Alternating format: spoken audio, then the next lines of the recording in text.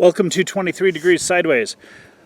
So in a recent video I talked about paleoconservatism, and I didn't really define it. I didn't really explain what it is or how I come up with this idea of distributism that is different from classical English distributism. So let's take a look. Got my handy dandy laptop here. Let's go ahead and do a series on looking at the history, what these words mean. Because when you get to Wikipedia, the definition has changed over the last couple of years. You know, paleoconservatism back in 2015 was a very different article than it is now.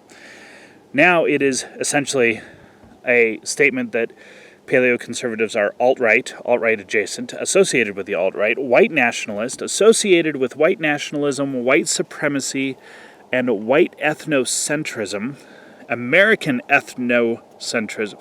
Okay, let's talk about that. By changing the definitions and changing your labels like this, this is a very broad thing. Okay, I don't know how to define it at this point. Definitely the progressives. The progressives absolutely do this. It is a hallmark of progressivism at this point. The woke left, whatever you want to call that, many of them aren't progressives. They don't know enough to be progressives, even if they act like progressives much of the time. Progressive simps or progressive pets, okay? A lot of the woke left at this point is what you would call progressive or Marxist pets. They are used by, raised by, bred by, engineered by. You look at the riots, look at the looting, okay? The looting is set up by Marxist progressives for other people to do. Those other people are programmed to engage in, you know, the idea that they deserve something that they've never worked for. They have very low-level sneakers is like the level of operation they're at is sneakers, vacuum cleaners, TV. They're not thinking beyond the sneakers. Okay, I think that the progressives, then the woke left, the Marxists, are using these people. And I think that they're using them as a subhuman lower class, okay? This is not my assessment of these people, but this is the way they're being treated and used. Anyway, paleoconservatism and the definition, changing the definitions of everything that you don't like or everything outside of yourself is a very common, current, progressive and woke left technique. So we'll just say progressives and woke left, because it's a fairly inclusive set of terms for a lot of the left. I may also throw in the word Democrats periodically, because the progressives and the woke left have taken over and radicalized the Democratic Party.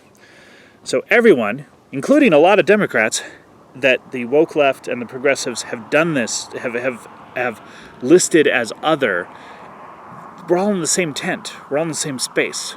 This is kind of an odd thing, okay? So an actual white separatist, whether they have reasons or not, is going to be in the same space that I am. I'm not a white separatist. A patriot. You know, someone who's served in the military with people of all backgrounds and is very egalitarian socially is still going to be considered a Nazi by the progressives. Okay? Everybody. So I'm in the same tent with these people, and yeah, you know, it's really hard to have a conversation with a white supremacist. The actual white supremacist is so hell-bent on their weird-ass Bolshevik socialist worldview that it's really as difficult for me as having a conversation with one of the extreme progressives. They're very similar. They say the same things, and they have the same non-reality, non-pragmatic arguments and theories and logics and reasons, and you get that some with the ANCAPs as well. I've talked to a lot of very nice, good voluntarists, but I've also talked to some of the hardcore ANCAPs who really they sound like Bolshevik white supremacists or Bolshevik progressives to me. You know, it's really hard to be in the same tent with those people, okay, because their worldviews on human rights and liberties are so different from mine, human values. But other than that, you know, You put me in the same space with someone who I generally disagree with for long enough, and I become tolerant. I become tolerant of their viewpoint. I become tolerant of their identity. I become tolerant of who they are. So in a very strange way, the very provincialism of the progressives and the woke left, that they will not allow anyone outside of their very narrow view, has made everyone else more tolerant. It increases tolerance. Now, they won't admit this. They will try to argue against it. They will try to say, no, look at how horrible and racist Trump or Crenshaw or whoever, anyone is. But it's not true. It's just not true. You put everyone in the same tent, everyone in the same space, and yeah, people isolate themselves into their cliques, but the bleed over happens, okay? The bleed over happens. You end up with people who generally would fundamentally disagree actually having to look at each other's positions. I don't like Laura Loomer. I think a lot of her positions and her statements are absolutely frickin' outrageous. There is no way in a sane world she would be running as a Republican. But the left, the woke left, the progressives have pushed things to the point where everybody is in that tent. No matter how extreme, everybody who's not one of the woke progressives is in a big tent. And so I have to listen to Laura Loomer. And from her point of view, looking at some of the evidence, I have to admit that some of her fears are not conspiracy theories, they're justifiable fears. I think they're overwrought, overdone, and that it's just a little crazy, but I actually have to look at and understand her fears, okay? The left has pushed me to a point where I have to actually listen to that, and then it broadens my experience of humanity, and it does. If I can see the humanity in Laura Loomer, then, well, I have to thank the progressives for pushing me to the point where I have to. But at the same time, this is not good for you if you're part of the progressive woke left. Because you're narrowing your own experience, broadening everyone else's. You're making things, it's really dramatic. You're taking things and you're making yourself more provincial and more isolated. And that's kind of a crazy thing. That's, by changing the definition, denying the history, whether it's the Catholic history, the English history, the 40 Acres and a Mule, the post-slavery history, all of the history of paleoconservatism, by denying all that and just trying to label it as basically a bunch of neo-Nazis, you've limited yourself. You've limited your own options, your own ability to experience reality. And you've limited your relevance to more and more people. Now, there's some problems with this. There's some places where you can't see how isolated progressives have made themselves because people tend to bow. Progressives tend to be in academia or certain positions of authority, or basically rich people. Basically, if you're progressive, you're a rich white person or a extremely privileged rich black Hispanic person.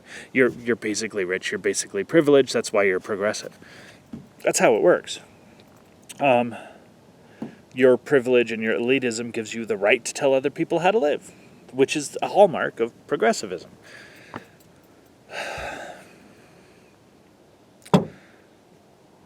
But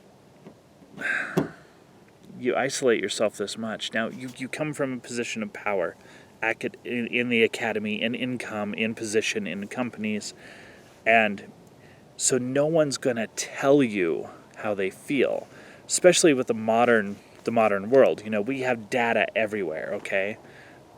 You, as a progressive movement, you've got enough governmental or corporate influence to use this phone to figure out who I am, where I am, what I'm doing at any given moment. So maybe you don't know how many people don't like you, how many people don't stand with you.